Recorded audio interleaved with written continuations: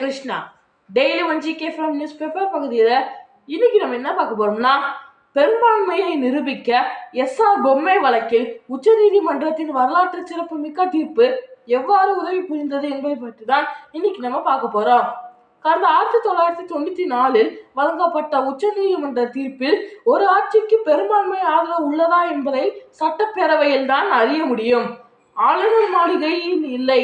பெரும்பான்மை ஆதரவு உள்ளதா என்பதை ஆளுநர் தனது தனிப்பட்ட விருப்பு வெறுப்புகளின் அடிப்படையிலோ அல்லது சொந்த கணிப்பின் அடிப்படையிலோ தீர்மானிக்க இயலாது என்று உறுதிபட கூறியிருந்தது.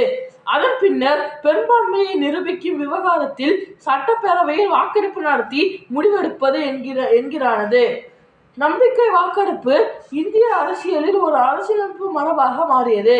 பிறகு கர்நாடகா, மகாராஷ்டிரா, உத்தரகாண்ட் மற்றும் மத்திய பிரதேசம் போன்ற பல வழக்குகளில் உச்சநீதிமன்றம் பொம்மை தீர்ப்பை மேற்கொள்ள காட்டி உடனடி நம்பிக்கை வாக்கெடுப்பு நடத்த உத்தரவிட்டதும் நடந்தேறின.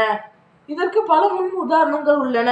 நம்ம இதுல எதெல்லாம் சொல்லலாம்னா, மகாராஷ்டிராவில் கடந்த 2019 நடைபெற்ற தேர்தல், 2017 கர்நாடகா தேர்தல், கோவாவில் 2017 காங்கிரஸ் நடத்திய தேர்தல், மணிப்பூரில் 2017 ஆண்டில் வந்த தேர்தல், இதெல்லாம் நம்ம எக்ஸாம்பிளா சொல்லலாம். நன்றி.